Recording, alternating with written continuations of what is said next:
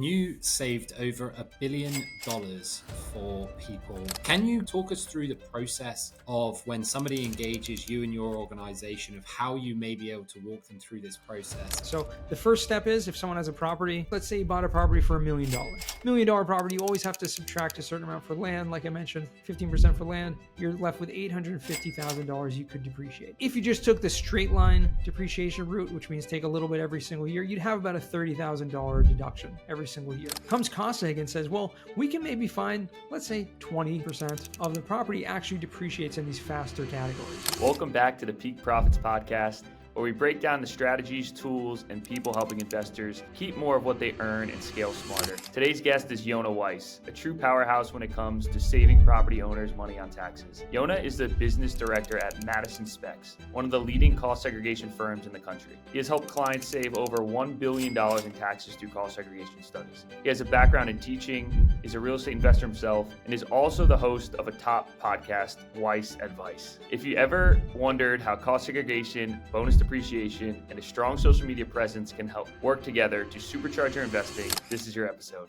Yonah, thanks for hopping on. Pleasure to be here. Great intro. I definitely love to talk about cost seg, and social media is one of the key components to making that happen. So appreciate you connecting and inviting me on the show. Absolutely. And we are excited to have you on. As I said before we started recording, the LinkedIn legend, as I called you, I mean, I think we came together through LinkedIn. You commonly do what's called a real estate challenge on LinkedIn, which really just helps broadcast a lot of, real estate investors through the LinkedIn network and brand, and really what you do to grow your network.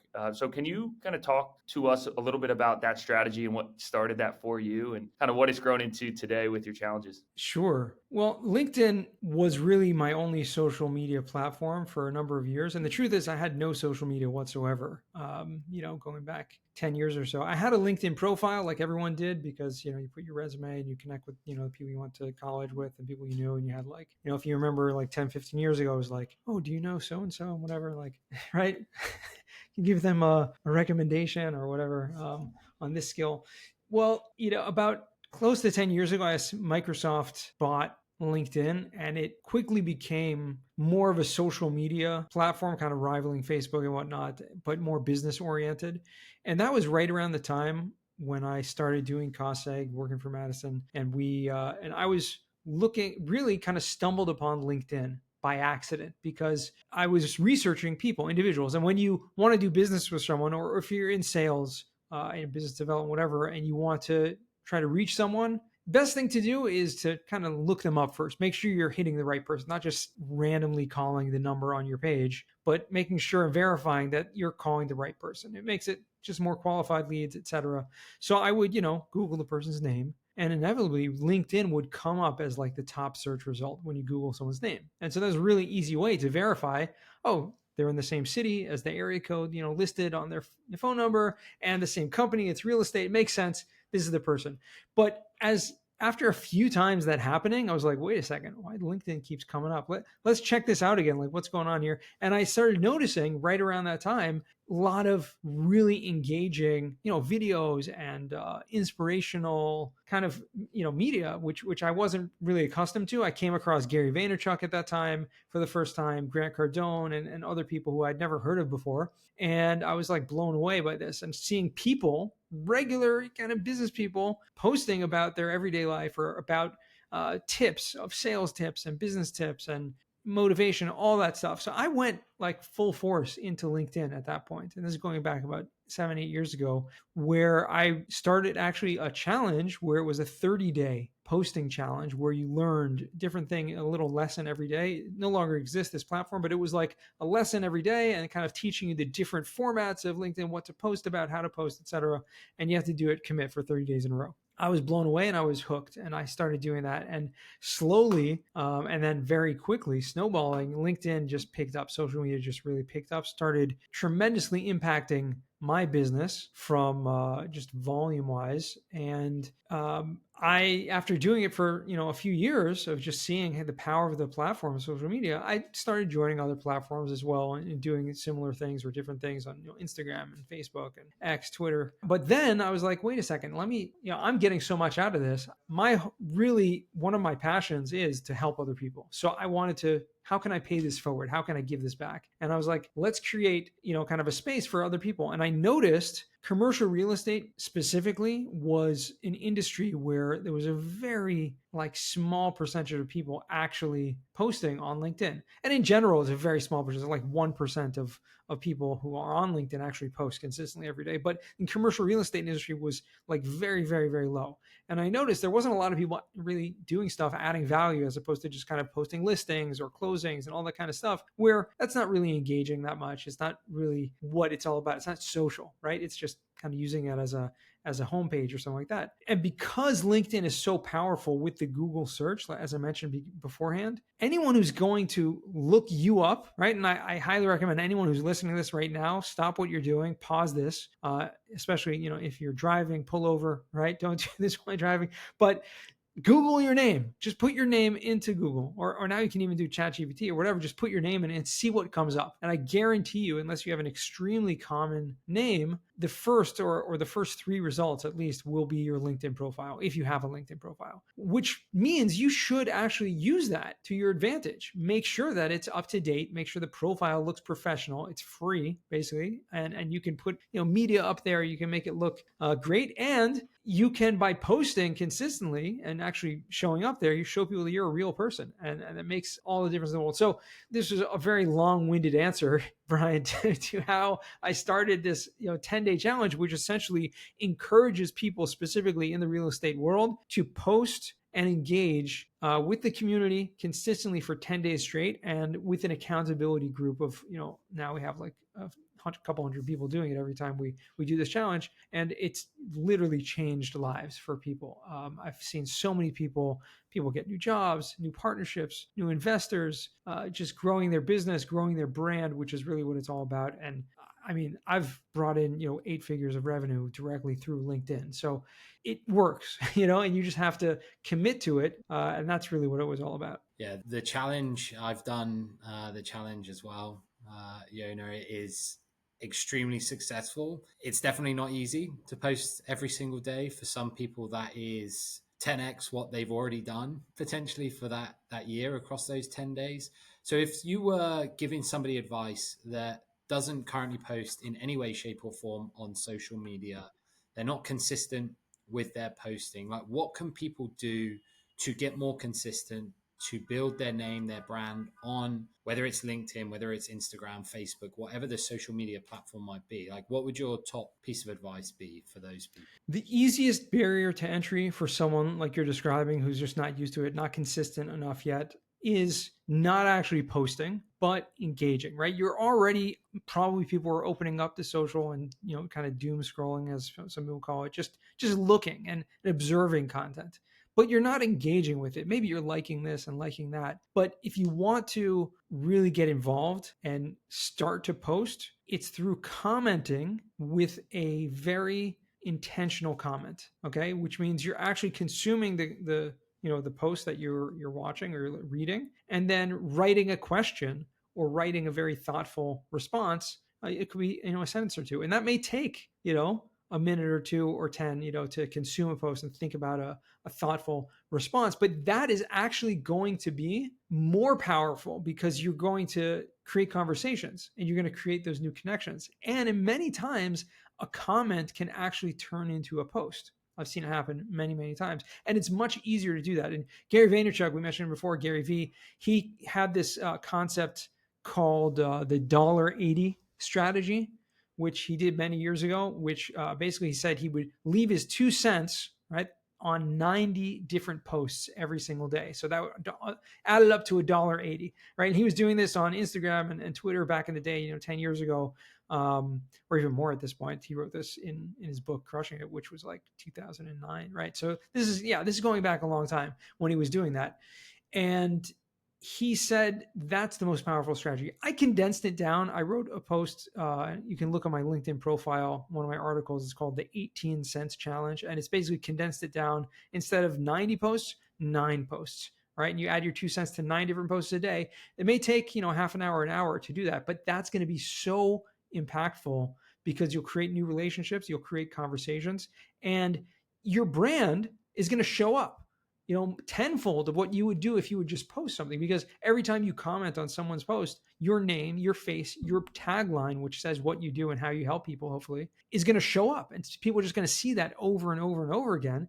And again, you get your branding out there without even having to post, original content per se, and get kind of bogged down. What am I going to post or whatever? Yeah. And I think in today's day and age, it's so important, right, with the technology that we have, to create an online presence, right, and be authentic and just be yourself. And because people, I think, get in their own head about before they start posting about what am I going to post about, what do I share, right?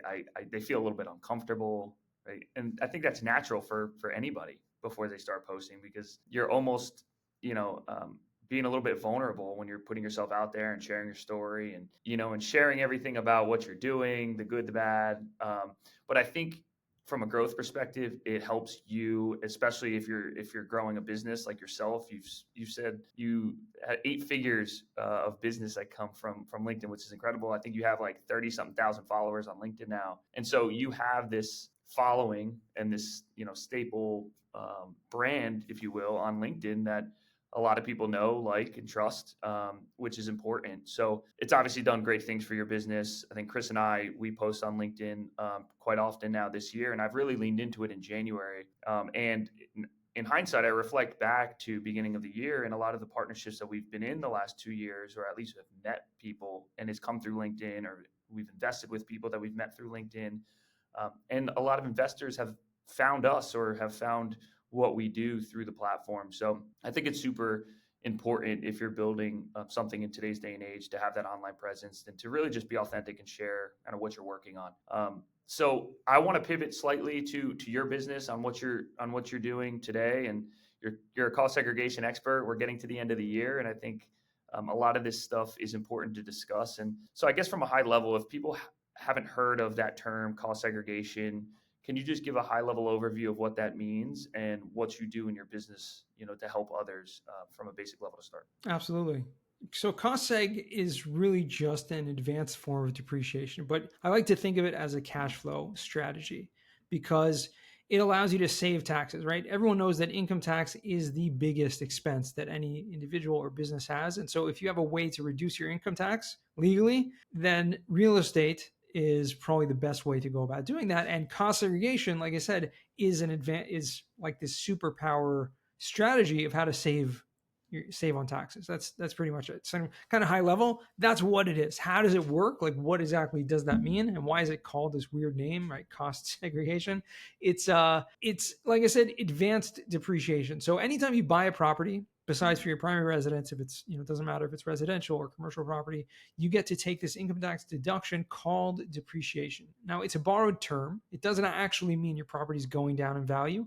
It just means that the IRS allows you to take this deduction as if it were going down in value every single year. And it's, about 2 to 3% of the property value as like a deduction every single year.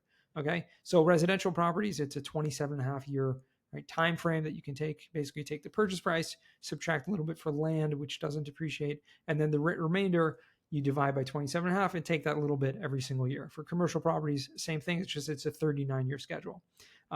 Cost segregation says there's actually different components in the property that depreciate faster than that longer 27, 39 schedule, actually on a 5-year or 7 or 15-year schedule. And so by identifying, through an engineering-based study of the property, we can identify those different individual components and how much they're actually worth, and then depreciate those or take those deductions of those components at that faster rate. So it used to be called component depreciation, which makes a lot more sense, right? It's like, the countertops and the flooring depreciate on a 5-year schedule. I'm going to take the value and depreciate that faster, as opposed to cost segregation, right? We're segregating, or we're breaking up the cost of the property into different buckets, different categories, but essentially it's the same thing. And you, Yonah, have saved over $1 billion for people, which is an astronomical number to throw out there. So first of all, Yeah. congratulations to you, and congratulations to anybody else who's been able to save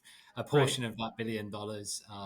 Great job. Can you give us an example of either like a very, very substantial amount that you were able to save? You don't have to obviously mention any organizations or anything like that, but kind of talk us through the process of when somebody engages you and your organization, of how you may be able to walk them through this process and ultimately give them a portion of that $1 billion that you've saved people Absolutely, already. for sure. And it's over a number of years, obviously. And we're the biggest national company that does this. So we're doing 5,000-6,000 projects a year.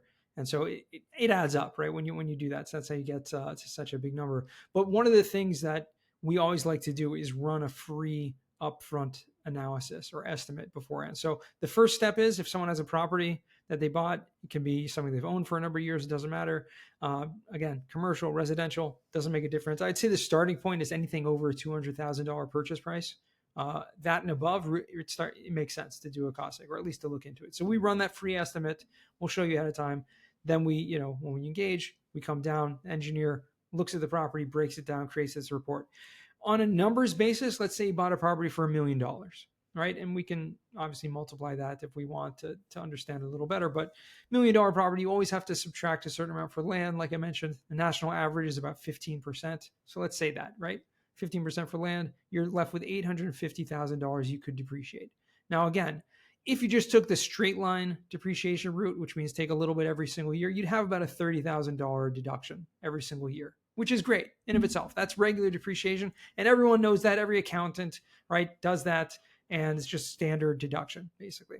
So you bought $1 million property, great. You're probably making, I don't know, 50,000 or so after, net operating income.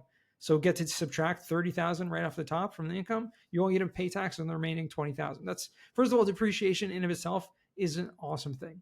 Comes cost seg and says, well, we can maybe find, let's say 20-30% of the property actually depreciates in these faster categories.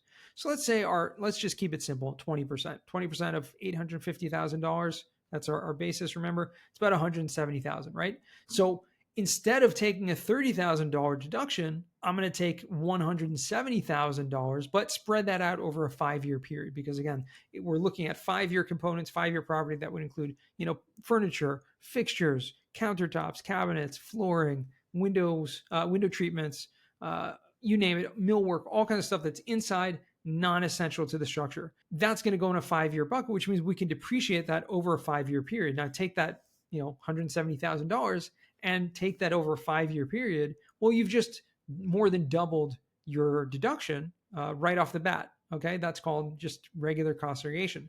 Now comes along this thing called 100% bonus depreciation, which we can get into a little bit more and discuss what that is. But before we do, just understand that means you can take that full 170,000 in the first year. So instead of a $30,000 deduction, we're going to get a $170,000 deduction from this $1 million purchase. And so you just think about it like that. You maybe put down 20% or 25% on your property. That means you put $200,000 down payment and now taking $170,000 tax deduction right off the bat.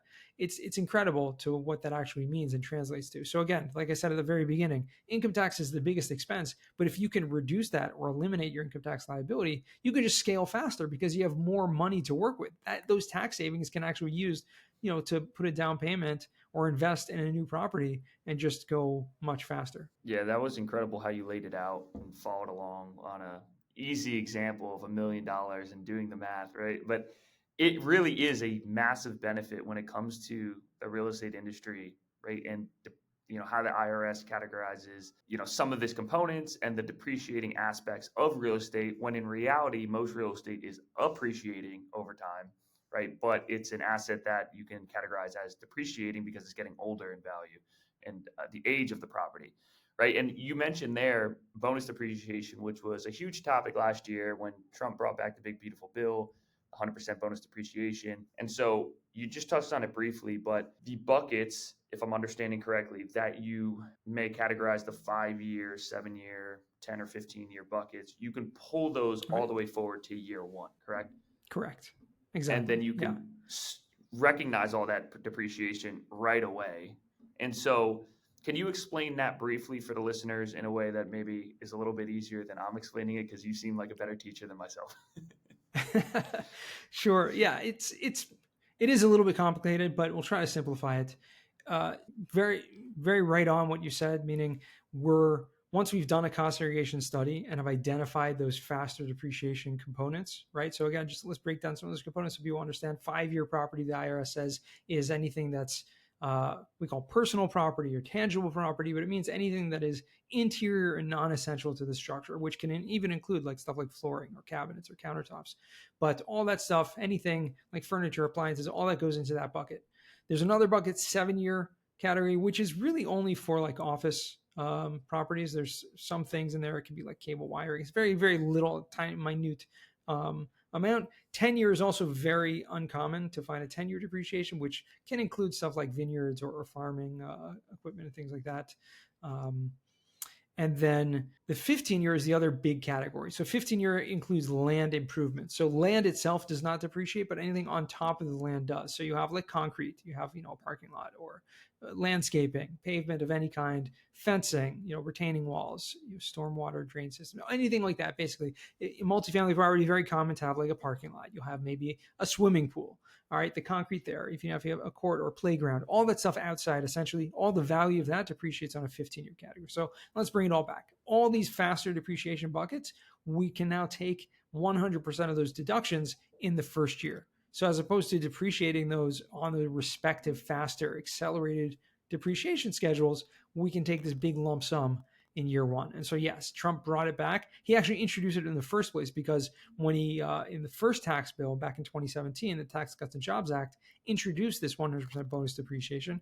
When it was written in law back then, it had a phase out period, which it sunsetted and went down to 80% bonus in 2023, and then 60% in 2024. And then in 2025, it was 40% and was slated to continue to phase out to zero until, again, like you said, Big Beautiful Bill brought it back. And now we're back 100% bonus depreciation, and it's now permanent. That's incredible. And I have personally used bonus depreciation from investments, and it did help save some of my taxes. So it is cost segregation and depreciation is a wonderful, wonderful thing for investors. There are obviously some rules around where it can and cannot be applied. Yonah, I'm not expecting you to be a full CPA here, and we would obviously always recommend everybody reach out to their CPA to understand how that impacts them personally. But is it active investors? Is it passive investors? Like, who can ultimately leverage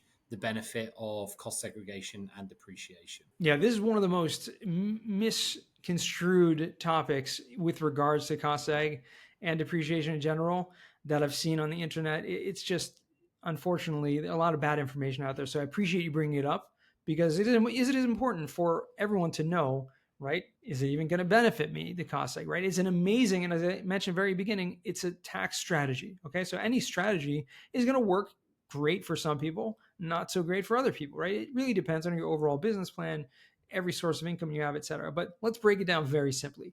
Depreciation is considered what's called a passive deduction. Okay. Now that makes a difference because we have income in basically two different categories the IRS looks at. You have a few, but let's just keep it simple. You have active income, and that could be if you have a W-2, you have a 1099, basically going on your Schedule C. Included in that is portfolio income, which is like if you have stocks or you made money from businesses and things like that. That's all considered active income. Okay. Real estate or rental property is considered passive income, although it's not very passive, as most of us know, right? That's how the IRS categorizes it and goes on your Schedule E, a different category of income. Depreciation can only be used to offset your passive income, your Schedule E income. Okay. And so this is where a lot of people get kind of frazzled by this. Wait a second. I thought I can, I have W-2 and I just do a cost seg and now I don't pay taxes, right? Not necessarily. So there are a few exceptions to this rule. Okay, I'll talk about 3 exceptions to the rule. The biggest one being what's called the real estate professional status, or REPS, REPS. A lot of people may have heard of this. You can Google it. It's a very common topic what is this real estate professional status and why is it so important is because if you are a real estate professional, which means you spend your full-time job, either you or your spouse, which is great, it only needs to be one of you to get this qualification. Once you have this, you can use your depreciation or the cost seg to offset any source of income, meaning you don't just have to use it against the passive income. You now basically unlock that deduction to say, okay, first it hits the passive income, the Schedule E, the rental property income, which, by the way, parenthetically, if you have multiple properties or you're invested in, even as a passive investor in multiple deals, they all are in kind of one bucket, which means you may have a lot of income there. So depreciation from one property can be used to offset the income from all of them. So that's in of itself a great benefit to real estate investing, even if you're a completely passive investor. But if you're a full-time active real estate professional, then you get to use the deductions to offset any source of income, either you or your spouse's income. So that's really who benefits the most from cost segregation, is someone who is a full-time real estate professional. Okay. And it's not that difficult to get the status, but you cannot have another full-time job. Okay. It's just basically impossible to pull that off because it's only like a 750 hour requirement on the year. But again, you also has to be more than 50% of your working time. So you need to be a real estate professional, be full-time in that. So there are a lot of rules regarding that. I'm not getting into all of it right now, but feel free to, Google it. Again, there's a lot of great information out there about the topic. And then another exception to the rule is what I like to call the short-term rental loophole. Okay. It's in air quotes loophole because it's not really a loophole. It's actually written in the tax code. But essentially, if you own an Airbnb, right, a rental property that is really short-term, meaning 7 days or less average, and you self-manage it, which is the most important part, then, and there's a few material participation, like hourly requirements, like 100 hours a year and more time than anyone else. So if you're self-managing it, it's basically, it's a breeze to get this qualification. But if you do that, then the Airbnb or the rental property becomes like an active and no longer is subject to the passive income. And therefore, the depreciation also becomes active and can be used to offset your W-2 income or any other source of income. So that's another huge exception to the rule that a lot of people don't know about. Although I've helped hundreds of investors, specifically with short-term rentals, who are working full-time and also manage, self-managing rental properties, which sounds like really challenging to a lot of people, right? How can I manage? Well, there are systems, right? And if you get systems in place, you may only have to spend an hour or two a week, like managing your short-term rentals, and be making a lot of money and a lot more money after taxes than you're even making on your job because, if you're saving so much by doing the cost seg. So that's another great exception to the rule. But I do want to kind of reiterate the real estate professional status. That's not a lot of people. Okay. And so it's not, especially if you're a passive investor and thinking, oh, I'm going to invest in this syndication and deal and then not pay taxes, you're probably wrong. Yeah. Check with your accountant, but you're probably wrong. Yeah, it's so true. It's commonly marketed. I see in a lot of investment opportunities, the depreciation that, investors will receive. But to your point, there is a common misconception on how that could be applied. And exactly. A lot of people do think that could be applied to active income. And we just want to make sure that, one, you talk to your CPA, your accountant, to understand how that can be applied to your own personal situation. And then if you do have rental properties, like myself, I started buying my own rental properties back in Pennsylvania, where I'm from, 2016 and 2017. I can start to apply some of the passive investment depreciation I'm in against the cash flow from my personal property, which at that point, it starts to become more powerful, unless to your point, you can get either the short-term rental loophole or the REPS status of the real estate professional. The one thing I did want to bring up, which is commonly not talked about as well, is depreciation recapture and how that works in relation to this, because everyone sees it on the front end, right? I might have invested $100,000 into a deal as a limited partner. Each investment, depending on the asset and the leverage, you could get different types of depreciation. So if you could give an example of maybe a $100,000 investor investing into a multifamily property, what is a typical range from a 100% bonus depreciation on a cost segregation study in the times we're at now that they might see on their K1 as a passive loss? And then if they held the property for 5 years, right, sold it, what is that scenario looking like from a depreciation recapture standpoint, and how is that calculated? Because I feel like that's commonly not talked about, right? They talk about all this depreciation that you can capture on the front end, but they're not talking about the back end. So can you kind of go into that scenario quickly as well? Sure. And I'll preface with there are a lot of factors that's going to, really impact each individual and what their tax rate is and what their the other properties they may have or what other losses they may have, et cetera. But it would just keep it really simple. And also there are a lot of, let's talk about recapture tax and then we'll talk about the individual and how it impacts them and how to actually avoid or defer or completely eliminate recapture tax as well, because there are other strategies to do that. So it's not black and white. First things first, let's kind of dispel the biggest misconception about recapture tax. It does not mean that you're paying back depreciation. Okay, recapture sounds like giving it back. And if you look on Bigger Pockets or you Google the topic, you'll see people actually saying that, right? If don't do a cost seg because you're just going to have to pay it all back when you sell. Wrong. Does not mean that. Recapture tax is the name of a tax, and it's similar to capital gain, right? It's an unrealized gain, meaning the amount of depreciation you took during the hold period of the property is now going to be taxed on the sale. So big difference being taxed, let's say at a 25% rate versus paying it back, right? You took $100,000 of depreciation, paying back $100,000 versus being taxed 25%, $25,000 tax being subject to, huge difference. Okay, so first things first, let's just get that out off the table. That's what recapture tax means. Second of all, there are different rates that recapture tax is calculated. There's actually 3 different rates that recapture tax happens. So there's one rate, which is on the structure of the property, like every property, regardless of whether you cost segregation or not, you're going to pay at this rate, which is your ordinary, capital gain tax rate, which is again maxed at 25%. There's another component of the recapture, which is your ordinary income tax rate, and that's going to be actually on the things that are identified through the cost segregation. So by doing the cost seg, identifying that 5-year property, you're actually going to be taxed at a higher rate on the personal property recapture. Okay, and then there's a third rate for the land improvements, which we're not getting into because it's a little more complicated. It's like a blend of the two. Regardless, however you look at these 3 different rates and how it works, it's always going to be lower than your ordinary income tax rate, okay? Which means there's always going to be a difference or an arbitrage between what you would have paid in taxes had you not done the cost seg on the front end versus not only the time value of money of not having to pay taxes in the years that you hold the property, but also on the back end, when I eventually do have that bill, it will be at a lower tax rate. Okay, so that's another really important thing to note about recapture tax. It's actually more valuable to do the cost seg because you'll have a lower tax rate on the back end. Now let's talk about, and again, the specific examples of a person who maybe invested in a syndication, $100,000, like you mentioned, maybe they're going to get back, let's say they get $50,000, very, very conservative, right, on there. And it could be up to $100,000 back on their, but let's just keep it conservative. Let's say $50,000 showed up on their K1 as a passive loss. If they're not a real estate professional, then that's going to offset whatever income they have from the property, which, by the way, is the really amazing thing about real estate investing is it's one of the only asset classes out there that you actually don't pay taxes on the income coming in during the life of ownership. Okay.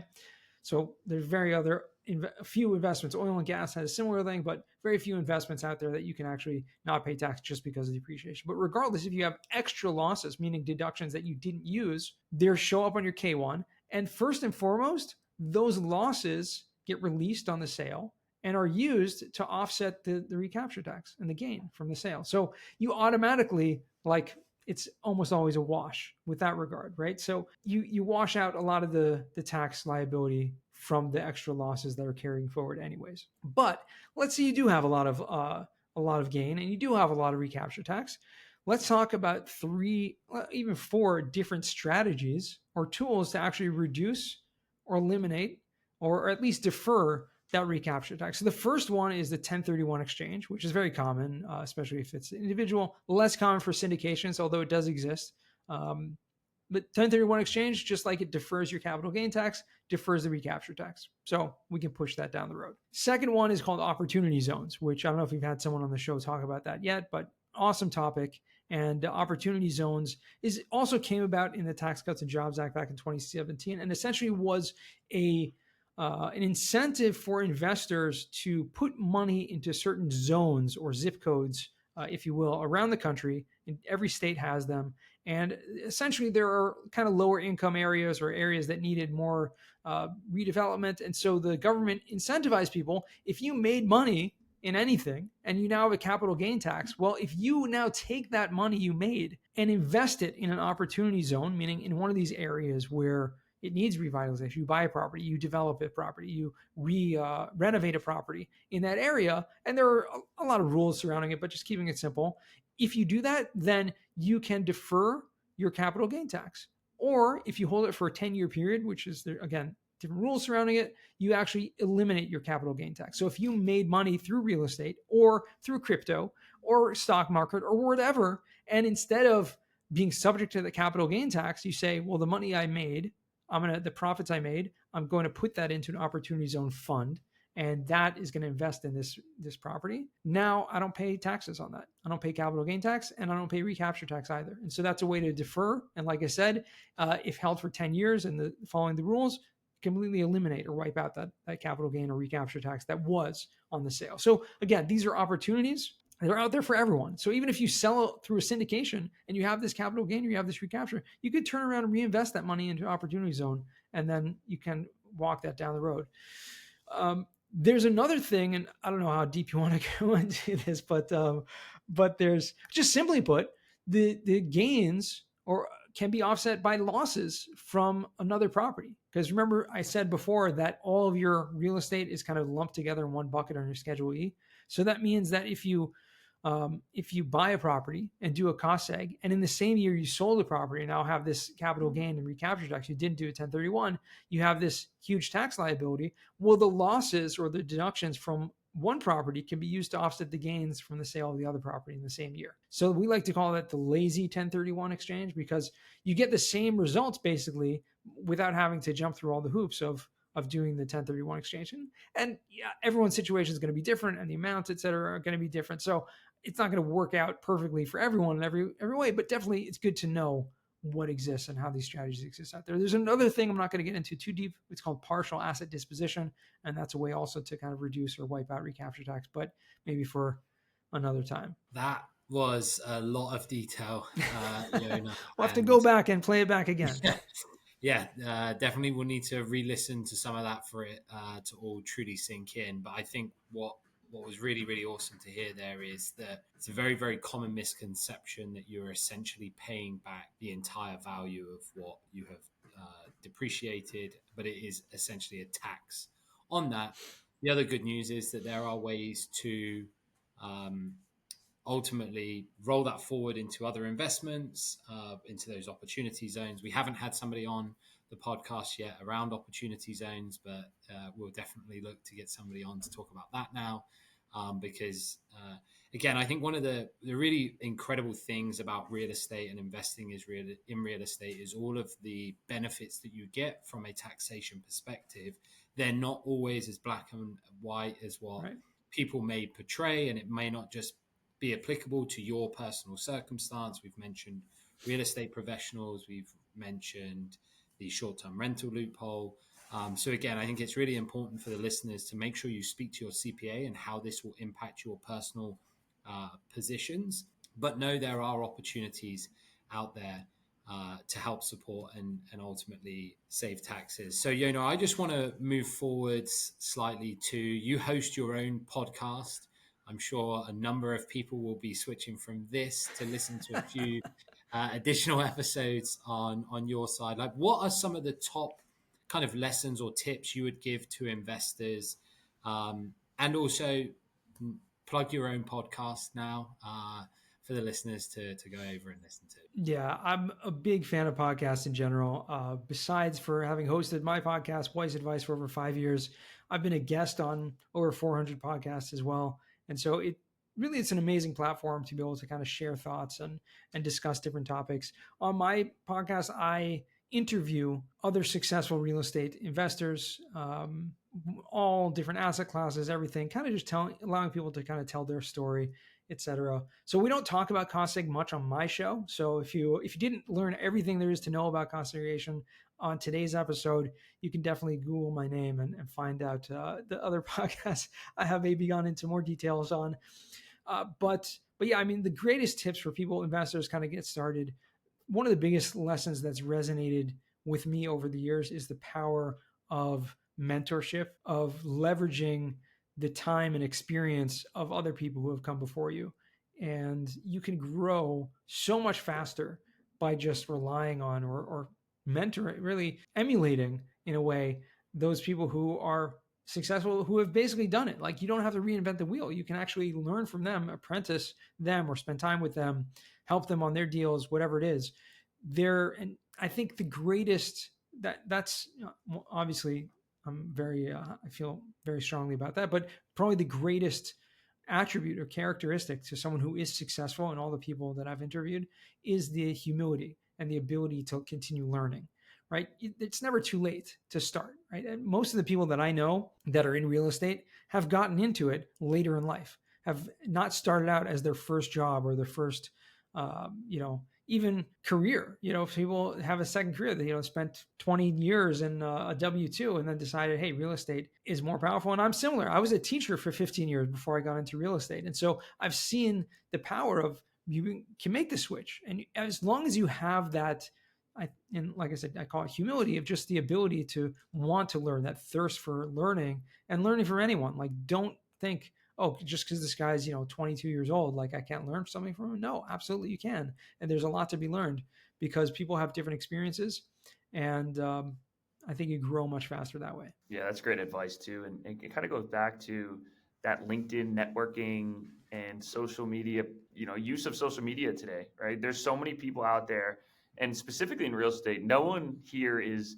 rewriting or recreating the wheel, as they say. Like, everyone in the real estate industry, when it comes to buying and operating real estate, it's happened, and people have made money doing it for hundreds of years. And there's really great deals out there. And even if it's a tougher time right now over the last couple of years in the industry, there's other people that have a ton of success that are doing things well that you can learn from, and really exponentially increase the speed of which, one, you're learning and getting experience from. And we talk to investors every single week that maybe have bought their own rental property, or one or two, but haven't really dipped their toes into the commercial real estate space, and they're trying to learn. And I think, to your point, getting involved into at least a deal and understanding and receiving a K1, right, and seeing some depreciation on a K1, and seeing reporting and understanding, Right. How this stuff works, is a great way to learn.